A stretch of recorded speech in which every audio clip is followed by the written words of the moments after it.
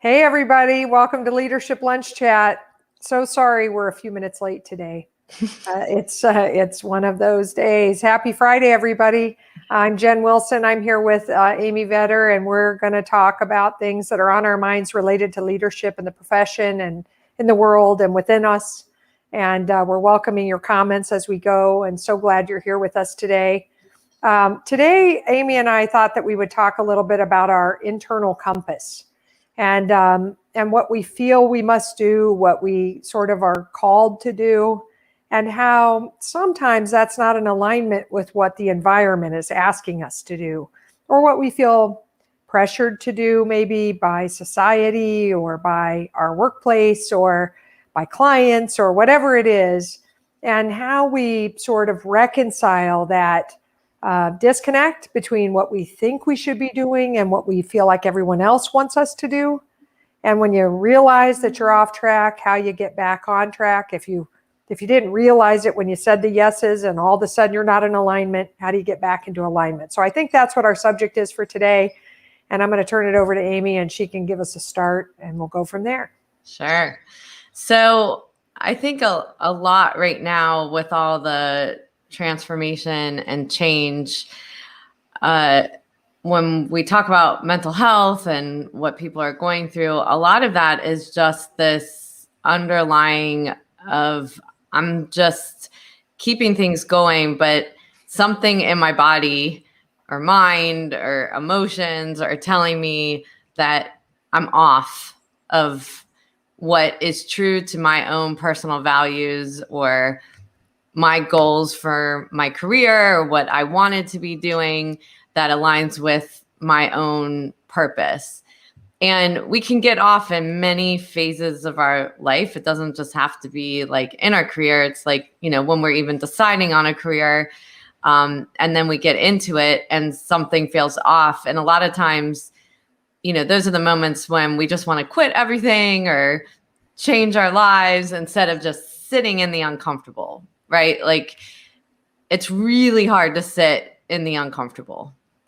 But sometimes that's exactly what we need to observe where we're out of alignment with who we are and not make any decision, not take any action, is really kind of research ourselves as a third-party observer and really truly get to why am I feeling like this? What emotions are coming up for me? And in order to do that, we have to get still and allow ourselves to be still, give ourselves space in our day for some stillness. Whatever does that for you. I mean, it doesn't always mean meditation if meditation is not something for you. It could be listening to music. It could be going out for a run or a walk or whatever, but it's giving your brain space to just be alone with itself and allow it to process.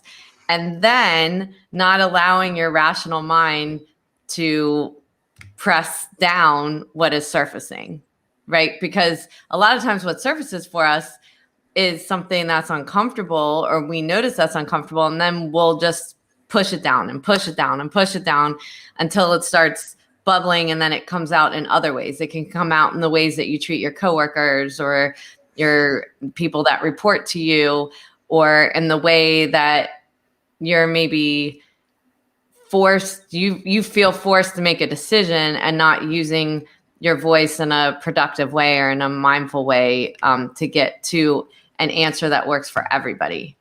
So in this process, it's really important to find ways in your day to get still and not make any rash decisions before you start making, sending an email, coming back at someone with too quick of a response before giving space to make sure that decision's in alignment with who you are.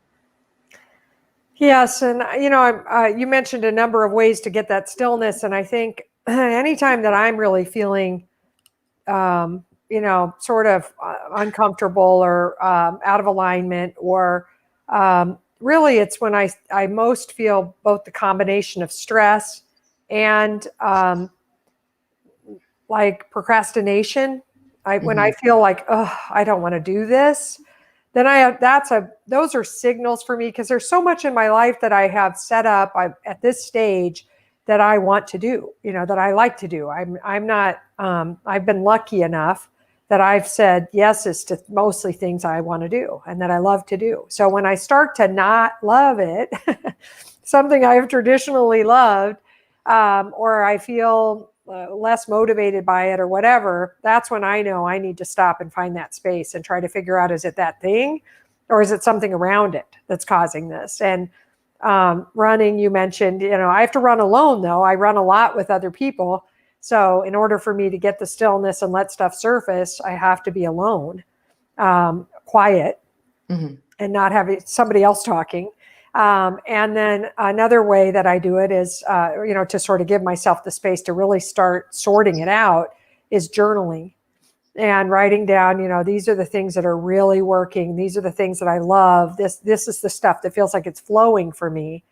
And here's where I feel stopped, or where it's drudgery, or where it's, like I'm unhappy in it, or whatever it is, and start to write those things down. And those might not turn out to be the root causes, but they are the beginning of that exploration. And I agree, doing rash things when you don't really know what's at cause is goofy and usually ends up with apologies or regrets or something. So I do think you have to kind of examine, what do I think the root cause is here? And sometimes it's not any of the things you're doing or any of the people you're with. It's, just what is inside you that isn't expressed.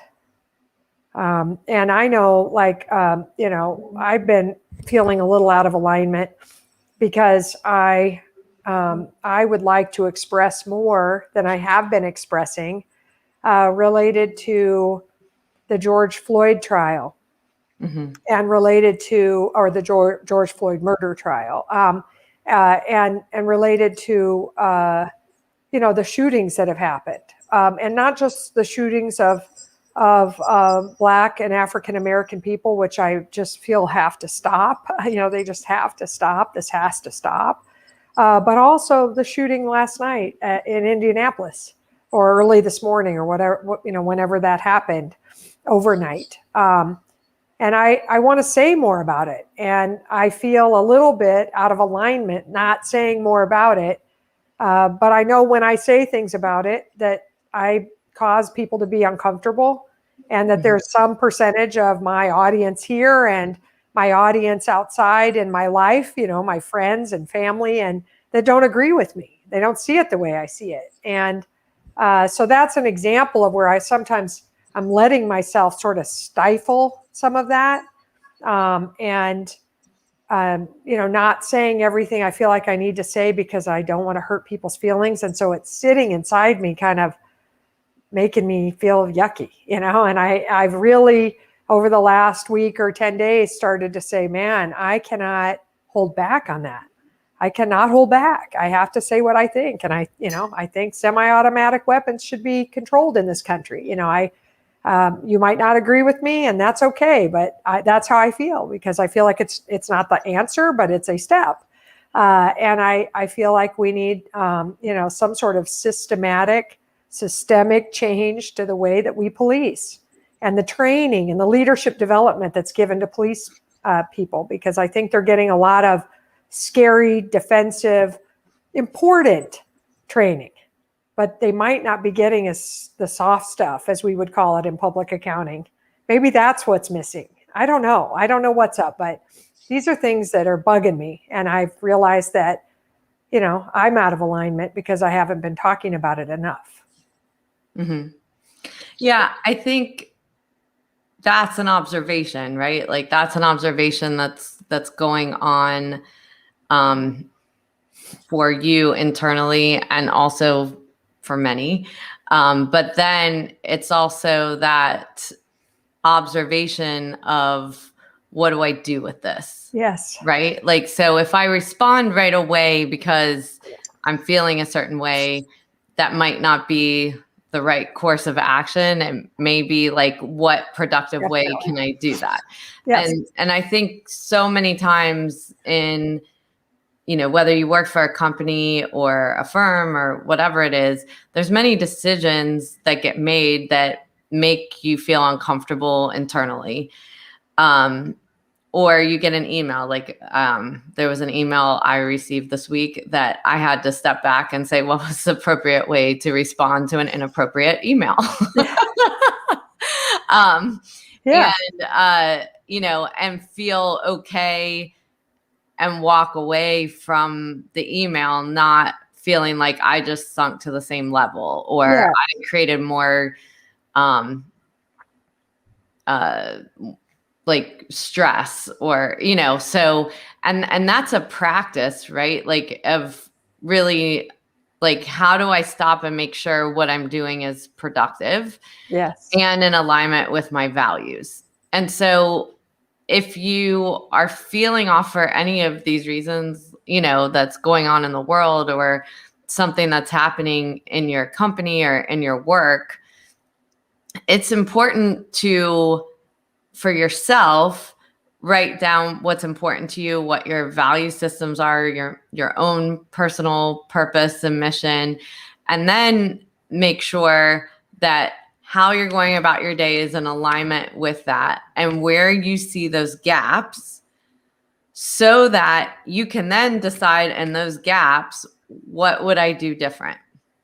So that I feel more in alignment. And if you feel like you're not using your voice in the way that you need to use your voice, then where do you go seek help? Where do you go find a mentor or a leader that you can trust and come to and say, this is where I'm feeling out of alignment and I could use help in the right way to go about this in my career.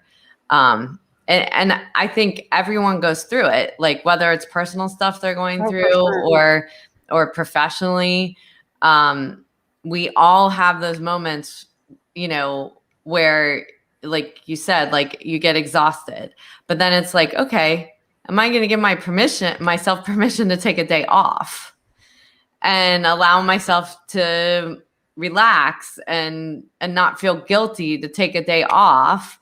So that I can see, am I just tired? Am I overworking myself? Or is it this person? Or is it the work I'm doing? And what could I do to shift it so I come back with a different perspective? I mean, I think that's been one of the hardest things for me this year in my own journey of being okay to say, I'm going to just take a moment and not work today because I'm feeling like I'm just on a treadmill and working, like crazy. And then I'm feeling out of alignment of how I want to show up. And a lot of times, I use this when we talk about this in teacher training is, you'll come home at the end of your day and like complain about this person and that person and this thing and that thing. And then at the end of the day, you're like, wait, what's the common denominator? Right. And so why was that happening for me that day? And doesn't mean you're wrong and everything, but then something in your approach or the way you were feeling created all of those situations that now you look to the outside rather than looking internally and how could I handle this better? Well, and that's that whole distinction of 100% responsibility. I'm 100% responsible for the things that are happening in my life, good or bad, the way that I'm feeling. I can change it, but I do need to reflect and I do need to think strategically about the change and not just make topical changes. Some people, by the way, with this lack of alignment and this feeling that something's being suppressed or that you're on the wrong path or whatever it is, some people medicate it, alcohol, drugs, can't sleep, sleeping pills,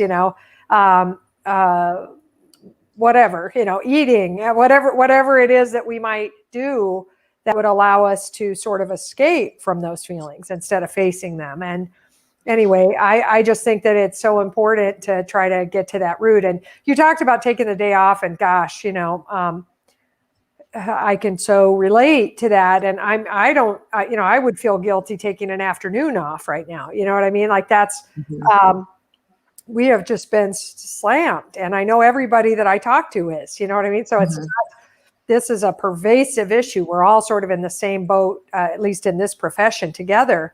My mom calls taking that day off sometimes taking a no day. and essentially saying no to everything. No, I'm not getting dressed. No, I'm not leaving the house. No, I'm not talking on the phone. No, I'm not checking my phone. No, I'm not doing email. No, I'm not, no to everything.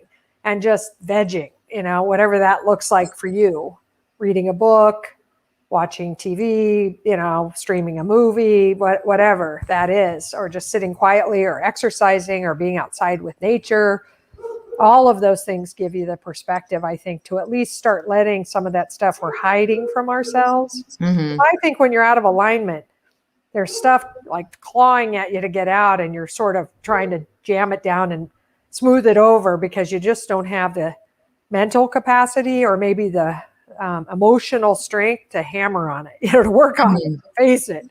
And that just doesn't get better. Jamming it down and smoothing it over. It's sort of like burying a dead body under a carpet or something. Sooner or later, someone's gonna, it's gonna be obvious that that's what you've done. So that's what we do when we suppress that stuff, and we just continue on, or we medicate it, or whatever we're doing. Yeah, and so I think having that stillness or finding whatever that is, and like you said, it is something that you probably need to be alone.